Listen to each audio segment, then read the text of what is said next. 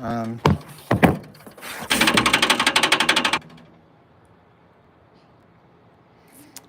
okay, now I'm in a feedback loop, right? So I can hear myself, but I can hear myself twice. Is that what's happening?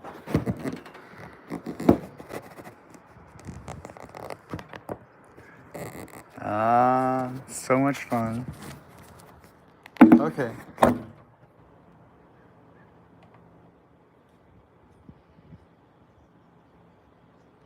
Okay. Now, can you hear me now? Can you hear me now yet?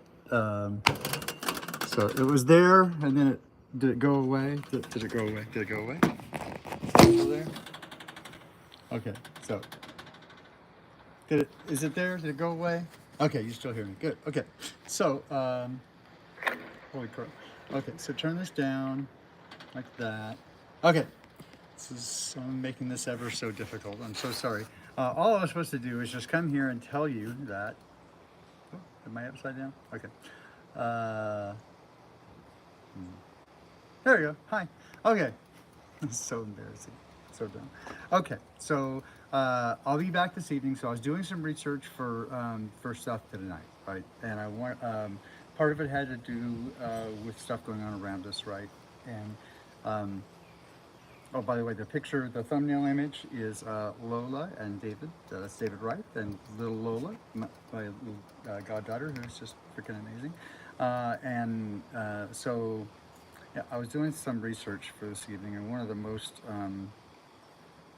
troubling things, of all the troubling things I see around me, because most of it I expect, right? I've come to expect um, well, a lot of this stuff. Like I kept, like one of the funny things some of us have been talking about, for example, like which one of the four horsemen are we on yet, right? And you can always kind of go back and like Nostradamus, you can go back and try to figure, make anything work out. But I noted that the fourth horseman, which is the pale rider on death on the death on the pale horse, um, he's given control over a quarter of the earth to slay with famine and pestilence and war and wild beasts. And I thought that's interesting. It doesn't say in that one that he kills a quarter of the earth. Just has given permission to attack over a quarter of the earth. And I thought, if we're going to look for stuff, one thing that would be you could look for, right, is wild beasts, right, just taking it out on people. And as I've been watching along, and I've mentioned before, one could make the argument that the first horse being he was given a crown, right, to go forth and to conquer, like conquering to conquer, and it just like you could really make the argument that that is corona, right, crown, that they used to conquer. All right, so one could make that argument if you wanted to. Again, playing Nostradamus. And then the second horseman, right, is clearly an economic one. The black horse with the scale, right? Um, and then what do we get? I'm missing it. Anyway, so we get to the but I thought, wild beast. And all of a sudden I noticed, hey, look, there's a bunch of orchids that are attacking fishermen. And there are birds, like all kinds of birds that are just randomly attacking people. And uh, bison are unprovokedly, not just the stupid people who try to go in for a selfie with them, right? They deserve it. But yeah, unprovoked attacks, it's wild. It's starting to happen. So, we have that. Anyway, so I'm doing some research for tonight, right? And one of the things that I've mentioned before that really bugs me and is really difficult for me to look at is the number of really disturbing news reports. And there are every day now, and like multiples a day, of people who slaughter their whole family, right? And the whole murder, suicide of their whole family. It's just, it's just freaking heartbreaking. It's terrible. And I had the good fortune to spend a little time with a very old friend, but I haven't seen her in God like 30 years, something like that. Um, and we go way back, obviously. And part of the touch point is we were, both very close to Jim, the drummer who we lost like 25, almost 25 years ago now. And we honestly hadn't really gotten together to talk about it since then. And so the last couple of weeks we were able to get down in person. She lives nearby now. We finally did make time to sit down. It was just super cathartic for both of us, right? But one of the things that really is obviously weighs heavily on both of us, and certainly I've talked about it before, is the indelible mark that left on me, and certainly in terms of the long-term grief that I've borne, and certainly even though intellectually I know it's nothing I could have done further, probably, right? But certainly there's a burden of guilt that you carry, when it's your closest friend, and that you should have seen it coming, or you could have done better, or so many questions, right, that you have and you think about over the years. So, so many people, right? So not just Heather and I, but and Joe, but so many people. I mean, hundreds of people that were impacted by that one act, right, in a moment. So one of the things I had noted is one of the mill bloggers following the situation in Ukraine. He's a veteran, and he mentions at the end, right, he does his 22 a day thing, right, and it's kind of a slogan among U.S. veterans, right, that kind of the slogan is that 22 a day choose to punch their own ticket out. So I wanted to just verify that. I go to verify it, and they say, well, it's according to the official narrative, that's not true. It's like more like 2 a day, but that's still bad. But so let's see what the actual statistics are generally, because obviously it's clearly gone up dramatically. And the curve obviously is a super disturbing trend starting late 1990s and carrying on with a hockey stick curve in the last 3 years. But in the United States, so I focused on the United States, and it went from, roughly, they were saying about, 1.5 per 100,000 to about 4.1 per 100,000, and that was up to about 2020. And now all of a sudden, we're at like 19.5 per 100,000, and that is a shocking number. If you just plug that in, 320 million Americans, but you're going to end up with 69, 68, 65,000. Like 175 a day, like roughly like that, right? And that's just in the U.S. And then it's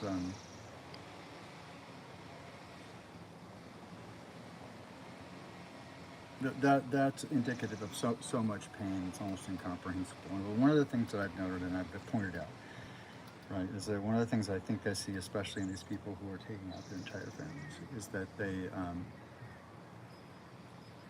I am increasingly convinced that is what we would see, similarly to when Jabro was here, right? And in Matthew 22 through 24, when he's asked about what will the signs be of his return, he lists off a bunch of things, and one of them is as in the days of Noah, but it's also as just like when he's there.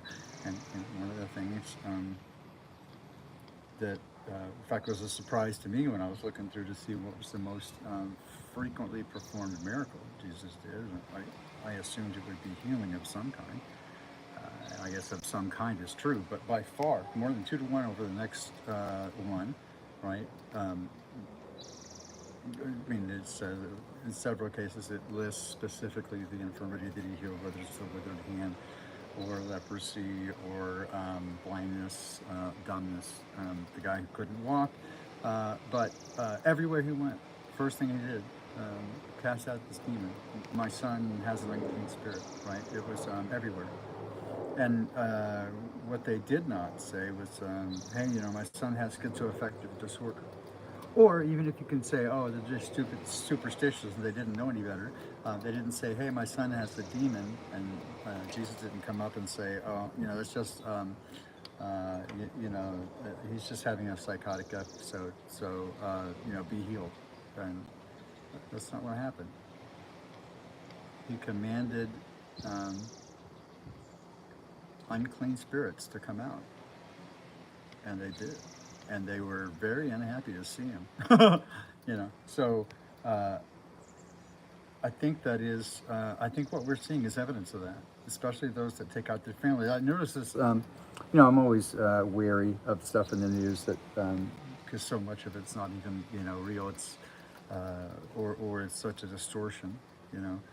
Uh, but several of them that I've seen recently, right? The person seems as though they're kind of in shock, like they don't even know what happened. Again, very consistent with what I've seen previously with somebody who gets something attached to them, and then they do something, and then it lets them go, and they're like left going, what? So um, here's what I want. Here's what I want to say. Right? Is that so many people? I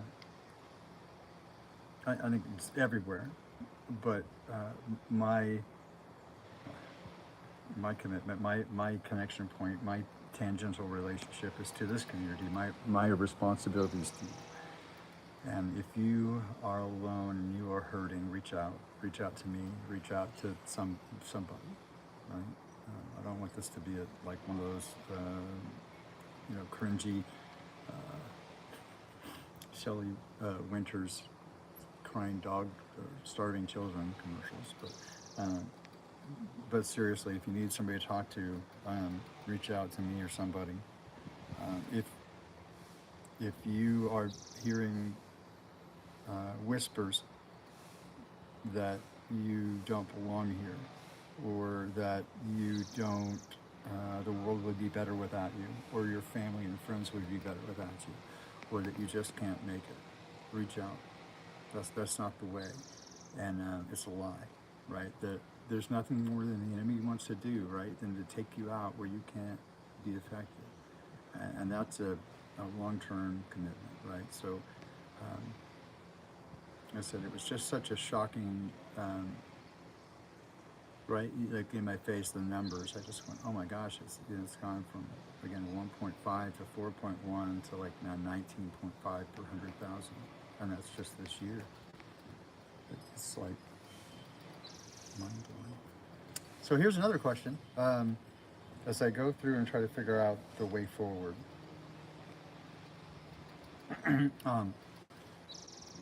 as you know, most of my streams have been just traditionally. I just sit there in the studio and do the voiceover thing. I always felt like the content was more of more value than the creator. And just using some related images, or just some images, so it's not static. do you prefer this? Is this more conversational? Would you like me to do more like this in the future, or is that okay for you? That is actually a little bit easier, but we'll see how it goes because there's been and going to be a lot of changes coming real soon because um, we. I'll probably want to cover this, I guess, in the next segment tonight. I was just doing the research and I just thought, hey, I'll invite you to come back tonight. Let you know I'm going to do that. Lord willing, and the creek don't rise because every time I try, I get sick or something happens, and it's been a battle. So we'll just plan on it tonight. Like look for me between 6 and 8:30 Pacific time, and we'll go through the rest of the stuff. I'll give you the briefest of medical updates. I think we might have some ideas, but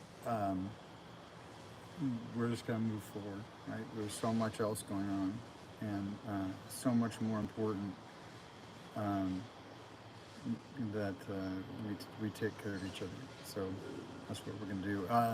Quick hi and shout out to everybody here. Ann and Jenny, thank you so much. Allison, it's so great to see you. Mojo, how are you, man?